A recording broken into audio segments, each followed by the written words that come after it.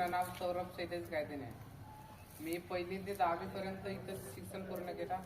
त्यानंतर मी 11वी आणि 12वीला नागपूरला ॲडमिशन केलं. त्यानंतर मी आर्मी म्हणजे माझं 3ऱ्या वर्गापासूनच स्वप्न पाहत होते.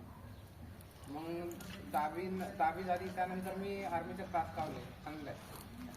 ते राजस्थानचे सर आहेत, त्यांच्याजवळ क्लास लावला आणि ग्राउंडवर पण रनिंगला जायचं. पण त्यावेळेस मला असं वाटायचं का होईल का नाही. मग कंटिन्यू रनिंग वगैरे चालूच ठेवली. त्यानंतर मला असं वाटायला लागलं का माझं काहीतरी होऊ शकते. त्यानंतर भरती पण निघाली आणि मी पेपर द्यायला गेलो.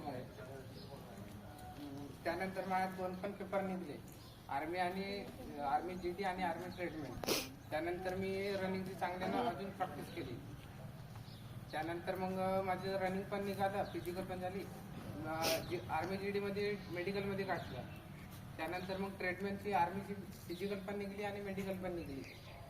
त्यानंतर माझं आता सिलेक्शन पण झालं.